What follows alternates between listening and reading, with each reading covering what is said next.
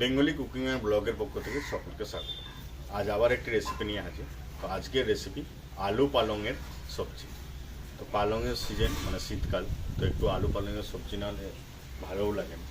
তো আলু পালংয়ের যে সবজিটা একটু আলাদা স্টাইলের হবে, মানে এরকম নয় যে আলু পালং বেগুন দিয়ে এসব নিয়ে, বাট একটু আলাদা স্টাইল।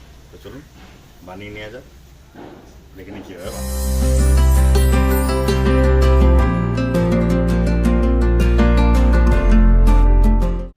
আলু পালংয়ের সবজির জন্য পালংটাকে আমি একদম দেখুন একদম ছোটো ছোটো করে কুচি করে নিয়েছি।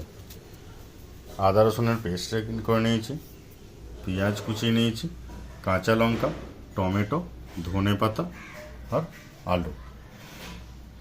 তো প্রথমে যেটি করতে হবে আলুগুলোকে ভেজে নিতে হবে।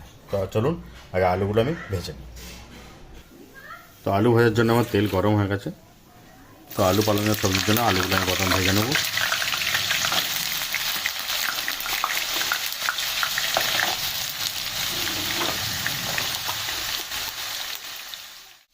তো আলুটা ফ্রাই হয়ে এসেছে, তো আমি পুরো তুলে নেবো আলুটাকে। একদম পুরোপুরি যে ফ্রাই হবে সেটাও নয়, মিডিয়াম।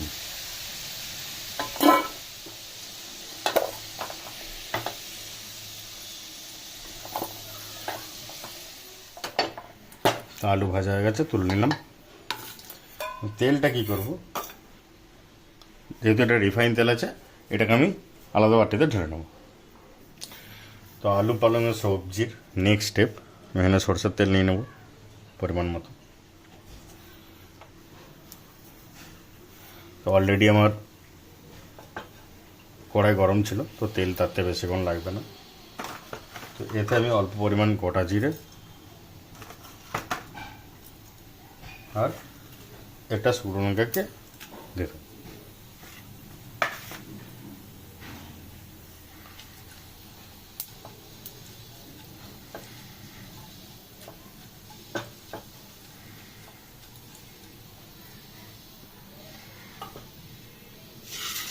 এরপর যে পেঁয়াজগুলো কুচিয়ে রেখেছিলাম সেই পেঁয়াজগুলো তেলের মধ্যে দিয়ে দেবো।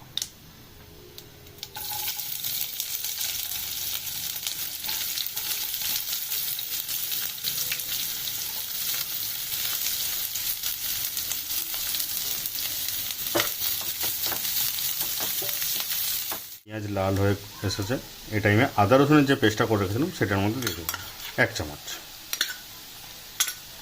মানে আমার আলু আর পালং শাকের যে পরিমাণ আছে তাতে আমার 1 চামচই যথেষ্ট।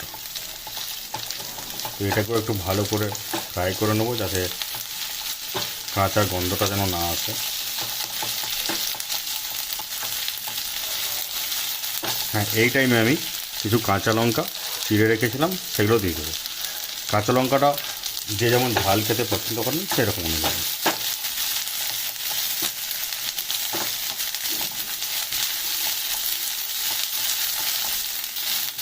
তো আদা রসুনটা ফ্রাই হয়ে গেছে, এরপর যে টমেটোগুলো কুচিয়ে রেখেছিলাম সেই টমেটোগুলোর মধ্যে দিয়ে দেবো।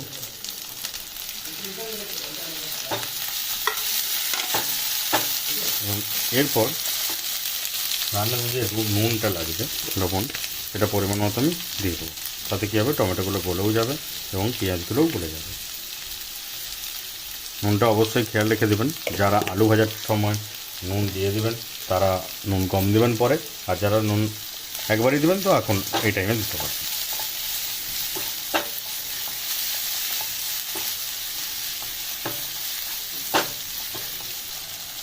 তো এরপর হালকা পরিমাণে এতে জল দেবো, যে বাকি যে মশলাগুলো আছে সেগুলো এর মধ্যে দেবো, যেমন হলুদ, লঙ্কা গুঁড়ো, জিরে গুঁড়ো। জল দেওয়ার কারণ যাতে মশলাটা জ্বলে না যায়, এর জন্য জলটা আমি আগে থেকে একটু অল্প দিয়ে রাখলাম। পরিমাণ মতো হলুদ, ঝাল যে যেমন খেতে ভালোবাসেন সেরকম পরিমাণে লঙ্কা গুঁড়ো। মাথায় রাখবেন অলরেডি কাঁচা লঙ্কা দেওয়া আছে সেই অনুযায়ী। জিরে গুঁড়ো,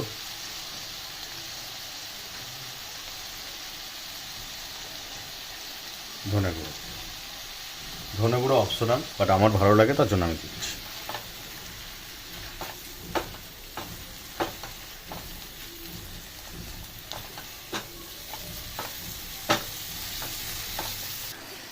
তো এরপর আমি মশলাটা ভালো করে ইয়ে হয়ে গেছে, এরপর আমি এখানে কালারের জন্য কাশ্মীরি লঙ্কা গুঁড়ো দেবো 2 চামচ, আর অল্প পরিমাণ গরম মশলা।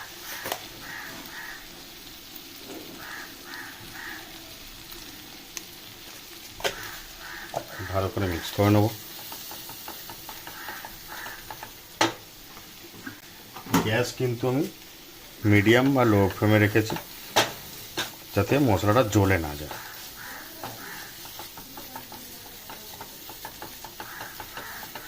এরপর যে আলুগুলো ভেজে রেখেছিলাম সেই আলুগুলো এর মধ্যে দিয়ে দেবো।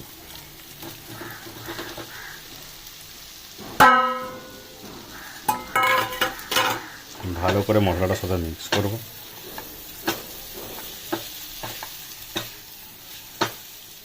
মিক্স হয়ে গেছে। এরপর যে পালং শাকটা আমি কেটে রেখেছিলাম একদম কুচি কুচি করে, এইভাবে পালং শাকটাকে কাটতে হবে, তো সেটা আমি এর মধ্যে দিয়ে দেবো। এটা কোনো কিছু আগে সিদ্ধ করারও দরকার নেই, কোনো কিছু দরকার নেই, এইভাবেই করবেন, টেস্ট খুব সুন্দর হবে।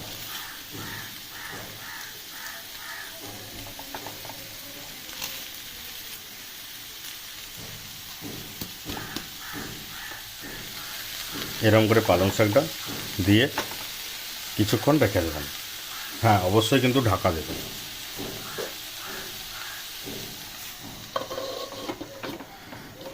গ্যাসটাকে মিডিয়াম বা লো ফ্লেমে রাখবেন। চলুন আবার ফিরে আসছি একটু পর। তো 5 মিনিট মতন হয়ে গেছে, চলুন ঢাকাটা খোলা যাক।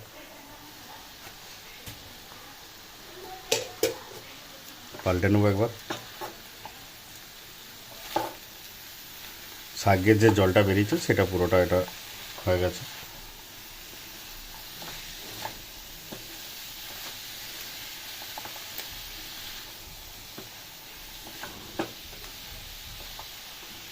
আলুও ভেঙে যাচ্ছে, পুরোপুরি সিদ্ধ হয়ে গেছে। তো তা সত্ত্বেও শাকটা কিছুক্ষণ হবে আরও, নাহলে এটা ভাব থেকে যাবে শাকটা, এর জন্য।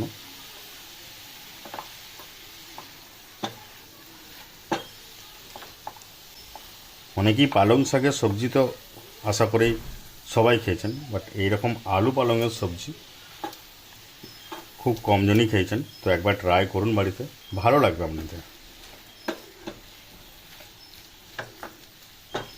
তো চলুন আবার একবার ঢাকা দিয়ে নেবো, যাতে শাকটা ভালোভাবে সিদ্ধ হয়ে যায়।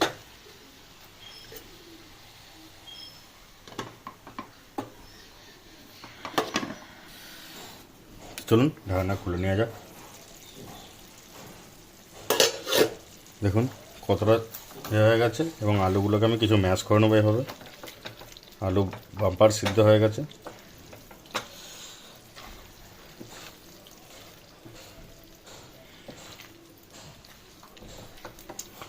তো সব প্রায় হয়েই এসেছে। তো এর মধ্যে টেস্টটা ঠিকঠাক রাখার জন্য আমি অল্প পরিমাণ চিনি অ্যাড করব, আর 1 চামচের মতন ঘি দেবো।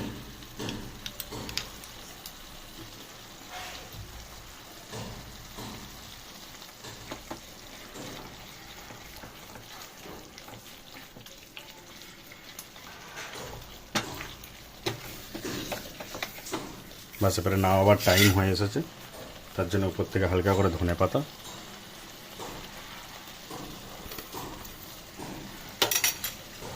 আর গরম মশলা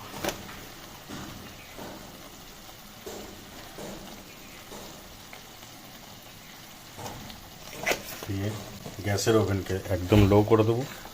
ভালো করে মিক্স করে নেবো ধনে পাতা আর গরম মশলাটাকে। আমাদের আলু পালংয়ের সবজি পুরোপুরিভাবে কমপ্লিট। এটা আপনারা রুটি দিয়েও সার্ভ করতে পারেন বা লুচি দিয়ে, খুবই ভালো লাগবে। তো আপনারাও বাড়িতে এভাবে বানান এবং খেয়ে তারপর কমেন্টে বলুন যে কীরকম হয়েছিল না হয়েছিল। এরকম আরও ভালো ভালো ভিডিও পাওয়ার জন্য আমার চ্যানেলটিকে সাবস্ক্রাইব করে রাখুন এবং নোটিফিকেশান আইকনটি দাবি রাখুন, যাতে নেক্সট ভিডিওগুলি আপনাদের কাছে নোটিফিকেশান পৌঁছে যায়। তো সকল দর্শকবৃন্দদের অসংখ্য ধন্যবাদ।